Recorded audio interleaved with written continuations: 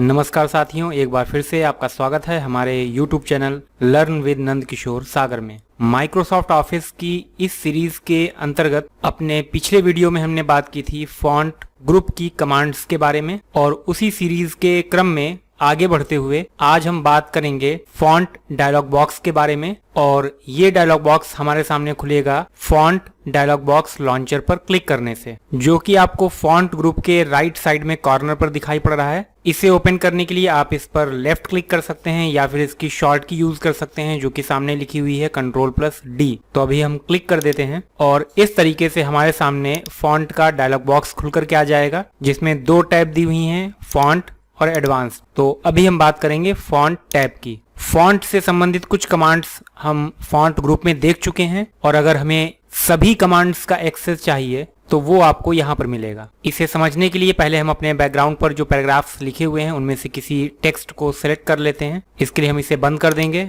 और अभी हम कुछ टेक्स्ट यहाँ पर सिलेक्ट कर लेते हैं। अब यहाँ पर सिलेक्ट किया गया टेक्स्ट दो प्रकार का है, एक जिसमें हमने मंगल फॉन्ट का यूज करके हिंदी में एक लाइन टाइप कर रखी है, और दूसरा जिसमें हमने इंग्लिश का एक फॉन्ट ले रखा है और इंग्लिश में एक पैराग्राफ टाइप किया हुआ है। इन दोनों को सिलेक्ट करने के बाद में अगर हम फॉन्ट के डायलॉग बॉक्स पर आते हैं तो यहाँ पर आपके पास फॉन्ट बदलने के लिए दो ऑप्शन मौजूद हैं। एक फॉन्ट का ऑप्शन ऊपर दिया हुआ है और दूसरा फॉन्ट का ऑप्शन नीचे दिया हुआ है, लेकिन यहाँ पर इसके दो अलग अलग सेक्शन हैं। ऊपर आप देख सकते हैं कि जो फॉन्ट का ऑप्शन मौजूद है वो लैटिन टेक्स्ट इस सेक्शन के अंतर्गत दिया हुआ है, और नीचे जो फॉन्ट ऑप्शन दिया हुआ है वो कॉम्प्लेक्स स्क्रिप्ट इस सेक्शन के अंतर्गत दिया हुआ है। इन दोनों में क्या अंतर है, इसको समझने के लिए आपको ध्यान देना है नीचे दिए गए इस प्रीव्यू पर। लेफ्ट साइड में हमें इंग्लिश में एक वर्ड लिखा हुआ दिखाई पड़ रहा है और राइट साइड में हिंदी में। क्योंकि हमने पीछे जो टेक्स्ट सिलेक्ट किया है इसमें दोनों तरीके का मैटर हमारे पेज पर मौजूद है। अब हम मान लेते हैं कि हमने जो टेक्स्ट सिलेक्ट किया है उसमें सिर्फ हमें इंग्लिश वाले फॉन्ट को चेंज करना है। जो टेक्स्ट हमने हिंदी फॉन्ट में लिख रखा है उसमें हम किसी प्रकार का कोई फेरबदल नहीं करना चाहते। बैकग्राउंड पर आप देख सकते हैं कि दोनों तरीके का टेक्स्ट हमने सेलेक्ट कर रखा है, और अगर हम लैटिन टेक्स्ट को यूज करते हैं तो आप नीचे प्रीव्यू में देखेंगे ड्रॉप डाउन एरो पर क्लिक किया और यहाँ से अगर हम किसी फॉन्ट को चूज करते हैं, जैसे हमने ऑप्शन लिया है 10 मिनट, तो आप देख सकते हैं कि हिंदी वाले फॉन्ट पर तो इसका कोई फर्क नहीं पड़ा, लेकिन इंग्लिश वाले फॉन्ट पर आपको चेंज होता हुआ दिखाई पड़ रहा है। और अगर हम इसे ओके कर देते हैं तो ये चेंज हमारे पेज पर भी दिखेगा। हमने दोनों चीजें सिलेक्ट कर रखी थी, लेकिन फर्क हमारे सिर्फ इंग्लिश वाले टेक्स्ट पर दिखाई पड़ा। फिर से आ जाते हैं शॉर्ट की का यूज करके Ctrl+D। एक बार फिर से देख लेते हैं। यहाँ से इस बार हमने किसी और फॉन्ट को चूज किया। फॉन्ट लेने के बाद में इसमें स्टाइल भी आप चेंज कर सकते हैं। इस बार हम चाहते हैं इटैलिक में लिख करके आए। लैटिन टेक्स्ट इस सेक्शन के अंतर्गत आप जो भी सिलेक्ट करेंगे वो आपको यहाँ चेंज होता हुआ दिखेगा, और अपने इंग्लिश वाले पैराग्राफ में उसका चेंज आपको नजर आएगा। साइज हम इसका थोड़ा चेंज करना चाहते हैं। साइज हमने ले लिया है 9 और ओके कर दिया है। आप देख सकते हैं कि इंग्लिश वाले पैराग्राफ पर ये फर्क आपको दिखाई पड़ेगा, जबकि हिंदी वाला टेक्स्ट हमारा वैसा ही लिखा हुआ है। एक बार फिर से आ जाएंगे और इस बार हम चेंज करेंगे इस हिंदी वाले फॉन्ट में। इसमें अगर आपको कुछ चेंज करना है तो इसके लिए आपको कॉम्प्लेक्स स्क्रिप्ट इस फॉन्ट के अंतर्गत आना है। और अब आप देखेंगे जैसे हमने यहाँ पर लिया है अपराजिता, तो इंग्लिश का फॉन्ट हमारा वैसा ही है, लेकिन हिंदी वाले में आपको चेंज होता हुआ दिखाई पड़ेगा। इसकी बजाय आप कुछ और भी ले सकते हैं। हम इस फॉन्ट को रखना चाहते हैं, फॉन्ट स्टाइल बदलनी है, बोल्ड रखना चाह रहे हैं, फॉन्ट साइज भी हम बदलना चाह रहे हैं, 22 हमने दे दिया और ओके। तो इस तरीके से फॉन्ट के अंदर आप इंग्लिश भाषा में और इंग्लिश के अलावा हिंदी या किसी अन्य भाषा में, गुजराती, मराठी, इन फॉन्ट्स पे आप काम करना चाहेंगे तो इन दो अलग अलग सेक्शन के अंतर्गत किया जा सकता है। इसके बाद में तीसरा सेक्शन है जिसमें दिया हुआ है ऑल टेक्स्ट। यहाँ से आप जो भी चेंज करेंगे वो आपके सभी फॉन्ट्स में चेंज होता हुआ दिखाई पड़ेगा। जैसे कि हमने दोनों अलग अलग तरीके के फॉन्ट के टेक्स्ट सिलेक्ट कर रखे हैं और हम चाहते हैं कि ये सारा का सारा मैटर रेड कलर में लिख करके आए, तो हम फॉन्ट कलर में जाएंगे, यहाँ से कलर चूज करेंगे रेड और ओके करेंगे, ये हमारा टेक्स्ट रेड हो जाएगा। इसी तरीके से अगर हम अंडरलाइन चाहते हैं तो अंडरलाइन यहाँ से सेलेक्ट कर सकते हैं। जितना एरिया आपने सेलेक्ट किया होगा उसमें किस तरीके की अंडरलाइन आप चाहते हैं, जैसे हम चाहते हैं कि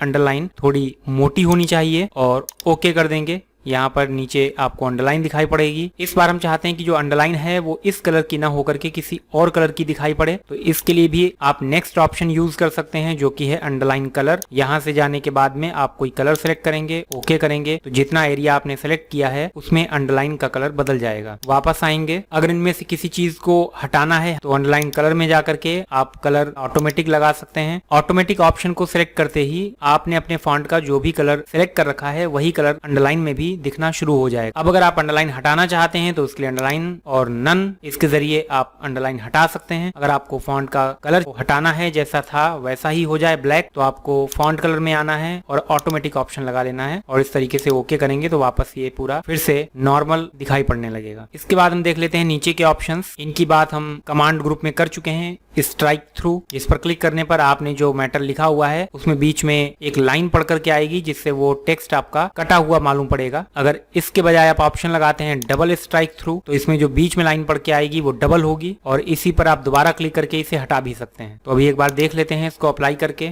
ओके करेंगे और आप देख सकते हैं कि यहाँ पर डबल स्ट्राइक थ्रू आपको 2 लाइनें बीच में पड़ी हुई दिखाई पड़ेंगी। नेक्स्ट है सुपरस्क्रिप्ट सबस्क्रिप्ट। ये ऑप्शंस हम कमांड ग्रुप में देख चुके हैं, एक बार यहाँ से भी यूज करके देख ले रहे हैं। आपको बताया था इस टाइप का कोई मैटर अगर आपको लिखना है, ये स्टाइल सबस्क्रिप्ट स्टाइल है जिसमें आपने जितना हिस्सा सेलेक्ट किया होगा वो आपको छोटे साइज में और थोड़ा नीचे की तरफ लिखा हुआ दिखाई पड़ेगा, जबकि सुपर स्क्रिप्ट में मैटर थोड़ा सा छोटे साइज में और ऊपर की तरफ लिखा हुआ दिखाई पड़ेगा। अब यहाँ पर हम इस 6 को सुपरस्क्रिप्ट स्टाइल में लिखना चाहते हैं तो हम इसको सिलेक्ट करेंगे, फॉन्ट में आएंगे और टिक लगाएंगे, सुपरस्क्रिप्ट ओके कर देंगे और ये 6 आपको इस तरीके से लिखा हुआ दिखाई पड़ेगा। वापस अगर इसे नॉर्मल लाना है तो इसे फिर से सिलेक्ट करेंगे, सिलेक्ट करने के बाद में फिर से फॉन्ट में आएंगे और आपको चेक मार्क हटाना है और ओके कर देना है। इसी तरीके से अगर इसे सबस्क्रिप्ट नीचे की तरफ लिखना है तो सिलेक्ट करने के बाद आपको यहाँ आना है और उसी तरीके से सबस्क्रिप्ट में टिक लगा करके और ओके कर देना है और ये आपको इस तरीके से नीचे लिखा हुआ दिखाई पड़ेगा। जबकि अगर हम इसे वापस नॉर्मल लाना चाहते हैं तो फिर से यहाँ पर आएंगे सिलेक्ट करने के बाद और इस टिक को हटा देंगे। ओके, नेक्स्ट चेक बॉक्स है स्मॉल कैप्स। इसके लिए हमें जरूरत पड़ेगी किसी टेक्स्ट की, तो हमने इस टेक्स्ट को सिलेक्ट कर लिया। सिलेक्ट करने के बाद में फॉन्ट में आए और यहाँ पर हमारे सामने 2 ऑप्शंस हैं, स्मॉल कैप्स, ऑल कैप। पहले हम यूज करके देख ले रहे हैं ऑल कैप्स। ऑल कैप्स में अगर हम टिक लगाएंगे तो आप यहाँ पर देख सकते हैं टिक हटाने पर और लगाने पर क्या फर्क पड़ रहा है। अगर हमने अपने किसी पैराग्राफ में शिफ्ट की को यूज करके कुछ लेटर कैपिटल लिखे हुए हैं, बाकी सारे के सारे स्मॉल लिखे हुए हैं, जैसा कि आप यहाँ पर देख सकते हैं या पीछे देख सकते हैं बैकग्राउंड पर कि W यहाँ पर कैपिटल है और उसके बाद आगे लिखे हुए सभी लेटर्स स्मॉल हैं। नेक्स्ट सेंटेंस में फिर से S कैपिटल है और बाकी सारे लेटर्स स्मॉल हैं। तो अब हम अगर यहाँ पर इनको चेंज करना चाहते हैं और चाहते हैं कि हमारा पूरा का पूरा पैराग्राफ कैपिटल लेटर में लिख करके आए, सारे लेटर्स कैपिटल हों, कैपिटल वाले भी और स्मॉल वाले भी, तो आपको टिक लगाना है ऑल कैप्स में और ओके कर देना है। इस स्टाइल को अगर आप हटाना चाहते हैं तो वापस फिर यहीं पर आएंगे। पैराग्राफ आपका सिलेक्ट होना चाहिए जिसमें आपने ऑल कैप्स को अप्लाई किया था। वापस आप यहाँ आएंगे, आपको टिक लगा हुआ दिखाई पड़ेगा, आप इस टिक को हटा देंगे और ओके करेंगे, ये फिर से नॉर्मल हो जाएगा। इसी तरीके से दूसरा ऑप्शन है स्मॉल कैप्स। इसमें आप देख सकते हैं कि जो लेटर्स हमने स्मॉल लिखे हैं इसमें टिक लगाने पर वो कैपिटल लेटर्स के जैसे ही दिखेंगे, लेकिन उनका साइज जो कैपिटल लेटर लिखा गया है उसके मुकाबले थोड़ा छोटा होगा। इसको हम ओके कर देंगे और यहाँ पर आप देख सकते हैं इसी तरीके से W का साइज थोड़ा सा बड़ा है, जबकि बाकी सारे लेटर्स कैपिटल तो दिखाई पड़ रहे हैं लेकिन उनका साइज छोटा है। S का साइज बड़ा है, बाकी सारे लेटर्स थोड़े छोटे साइज में लिख करके आ रहे हैं। इसे वापस नॉर्मल लाना है तो फिर हम यहाँ पर जाएंगे और टिक हटा करके ओके कर देंगे। इसके बाद में नेक्स्ट चेक बॉक्स है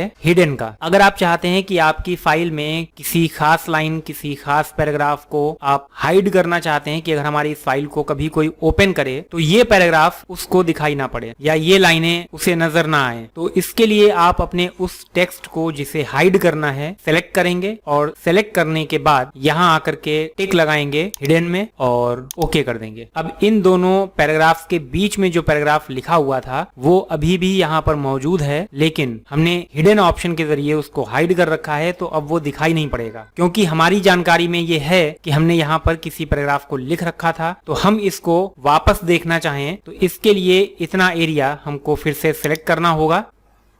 जिस एरिया में हमारा वो पैराग्राफ मौजूद है उतने हिस्से को आप सेलेक्ट करेंगे, फॉन्ट में आएंगे। यहाँ आने के बाद में आपको फॉन्ट डायलॉग बॉक्स में दिए गए चेक मार्क को हटा देना है और ओके कर देना है और इस तरीके से आप अपने छिपे हुए टेक्स्ट को वापस ला सकते हैं। अभी जो हमने ऑप्शंस देखे स्मॉल कैप्स, ऑल कैप्स और हिडन, इनके लिए आप शॉर्ट कीज भी यूज कर सकते हैं। बाकी जो ऑप्शंस आपको चेक बॉक्स के रूप में यहाँ पर दिखाई पड़ रहे हैं या ऊपर फॉन्ट स्टाइल, फॉन्ट साइज में दिए हुए हैं, इन सभी की शॉर्ट कीज हम अपने पिछले वीडियो में बता चुके हैं। तो अभी हम बात कर लेते हैं इन तीनों की शॉर्ट कीज। इसके लिए अगर हम अपने किसी पैराग्राफ में ऑल कैप्स को अप्लाई करना चाहते हैं तो हम उस पैराग्राफ को सिलेक्ट करेंगे जाएंगे और शॉर्ट की यूज करेंगे कंट्रोल शिफ्ट ए। वापस इसे नॉर्मल लाना है, फिर से कंट्रोल शिफ्ट ए। अगर हम अप्लाई करना चाहते हैं स्मॉल कैप्स तो हम शॉर्ट की यूज करेंगे कंट्रोल शिफ्ट के, और फिर से इसे नॉर्मल लाना है तो फिर से हम शॉर्ट की यूज करेंगे कंट्रोल शिफ्ट के। और अगर हम किसी टेक्स्ट को हाइड करना चाहते हैं तो शॉर्ट की यूज करेंगे कंट्रोल शिफ्ट एच, और वापस इसे लाने के लिए उस एरिया को सिलेक्ट करने के बाद में शॉर्ट की यूज करेंगे कंट्रोल शिफ्ट एच। तो ये थी वो कमांड्स जो फॉन्ट डायलॉग बॉक्स के अंदर दी हुई थी, और इनका यूज करके हम अपने टेक्स्ट में अलग अलग तरीके की फॉर्मेटिंग्स अप्लाई कर सकते हैं। तो आज की वीडियो हम यहीं पर समाप्त करते हैं और फिर से मिलेंगे आपसे नेक्स्ट वीडियो में नए टॉपिक के साथ। तब तक के लिए आप सभी साथियों को नमस्कार।